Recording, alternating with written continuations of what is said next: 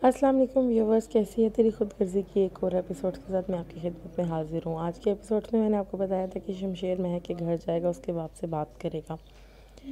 थोड़ी देर के लिए बाहर खड़े होने के बाद उसका बाप कहता है कि अंदर चल के बात करती हैं, यहाँ हमारा तमाशा ना लगाओ। शमशेर साहब अंदर आके कहते हैं कि गर्मी बहुत है, अगली बार आपके घर में एसी लगवाऊंगा, मैंने इस घर में रिश्ता तय करना है। ऐसे में उसका बाप खड़ा हो जाता है और उसे कहता है कि मैं अपनी बेटी का रिश्ता तुम्हें बिल्कुल नहीं दूंगा। लेकिन शमशेर साहब कहते हैं कि आपको देना पड़ेगा, क्योंकि मैं जो चीज़ मुझे पसंद आ जाए वो मेरी होती है। अगली बार कहता है नेक्स्ट टाइम चाय पे आऊँगा तो सासू माँ के हाथों का सब कुछ खाऊंगा, यानी कि उनको तंग करके जाता है। उसके बाद अंदर बैठी महक और उसकी बहन देख रही होती हैं कि वो क्या करने आया है घर में, पूछ रही होती है अपनी बहन से। जाते जाते शमशेर साहब खिड़की से ऊपर देख रहे होते हैं तो वो उसको देख के कहती है कि वो ऊपर क्यों देख रहा है। उसकी छोटी बहन कहती है पता नहीं क्यों, शायद उसको पता है कि तुम यहाँ पे हो। फिर ऐसे में चाचा चाची साहब आते हैं और वो टॉन्ट मारते हैं कि पूरा मोहल्ला देख रहा था, ऐसे वो घर तक आ गया, ये वो। ये ऐसे में मंगेतर को बुरा लगता है कि उसकी माँ ने ऐसी बात क्यों की है, वो उसे गुस्से से देखता है। सारे घर वाले कहते हैं कि जो भी बात है अब नेक्स्ट हम थाने तक पहुँचेंगे अगर ऐसी कोई बात हुई तो।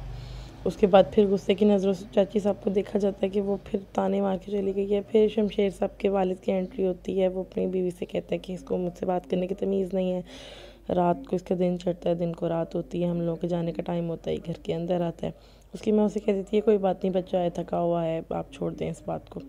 लेकिन बाप के जाने के बाद वो अपनी माँ को भी इसी तरह कहता है कि बाप को कहीं मुझे ऐसे ना बोला करें। फिर ऐसे में उसका बाप परेशान होता है, बैठता है ऑफिस में जाके अपने बड़े बेटे से जिक्र करता है कि मुझे सारी परेशानी शमशेर की है, पता नहीं आने वाले टाइम में इसका क्या बनेगा, क्या मसले मसाइल हमारे लिए और करेगा। उसका बेटा कहता है कि बाबा जानी मैं सब कुछ संभाल लूँगा।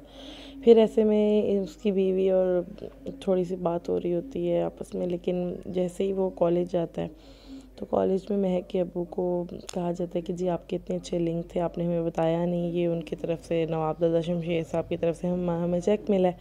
वो कहते थे कि चेक आप वापस रख लें, मेरा उनसे कोई लिंक नहीं है। यहाँ पर भाभी बात कर रही होती है कि जी शादी के लिए शमशेर को मनाओ और उसके लिए कोई लड़की ढूंढो। फिर ऐसे होता है कि महक साहब जाती हैं कॉलेज में और वहाँ पर आ जाता है उससे शमशेर साहब मिलने। लड़कियों से कहती हैं कि हम इस तक नहीं पहुँचने देंगे, ये हमारी इज्जत पे बात आई है, ये वो। मार कुटाई करने के बाद वो उसको कहता है कि मैं तो यहाँ पे आया था, मौसम बहुत अच्छा है तुमसे बात करने के लिए, लेकिन तुमने सारा मेरा मूड ख़राब कर दिया और लोगों ने भी मूड ख़राब कर दिया। तो अब मैं ऐसा करता हूँ कि जाते हुए तुम्हें कह रहा हूँ कि फ़ोन उठा लेना मेरा, मैं तुम्हें फ़ोन करूँगा बस। बाकी ऐसी ठरकियों वाली नज़रों से वो जाते हुए उसको देखता है। आप देख सकते हैं ऐसे में उसका बाप फिर देख लेता है। उसका बाप उसको गाड़ी में पूछता है कि वो क्या बात कर रहा था उनसे। उसने उससे कहा कि नहीं बाबा, उसने कहा कोई बात नहीं है। ऐसे में मंगेतर उसको तसल्ली देता है कि अगर नेक्स्ट टाइम वो तुम्हारे सामने आए तो मुझे ज़रूर फ़ोन करना। यहाँ पर उसकी चाची एक बार फिर ताने मारते हुए अपनी फ़लानी फ़लानी रिश्तेदारों का जिक्र करते हुए कहती है कि बात वहाँ तक पहुँच गई है और अब हमें सारी बातें कर रहे हैं।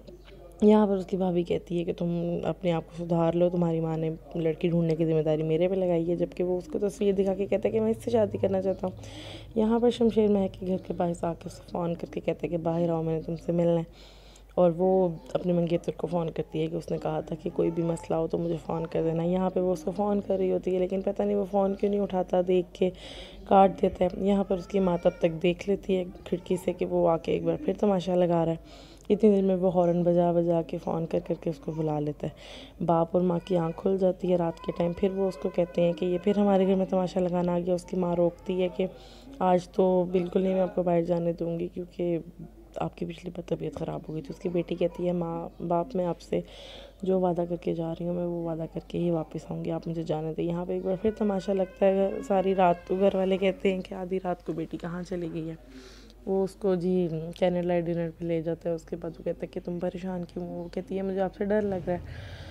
डरते डरते वो ये बोलती है तो ऐसे में शमशेर साहब का हासा निकल जाता है। वो कहता है कि मुझसे तुम्हें डरने की क्या ज़रूरत है। वहाँ पे वो उसके हाथ जोड़ के कहती है कि मैं शरीफ ख़ानदान की बेटी हूँ, मेरा पीछा मत कीजिएगा। यहाँ पे शमशेर साहब को गुस्सा आ जाता है और फिर वो उठ के अपना कैंडल लाइट डिनर का सारा इंतज़ाम उठा के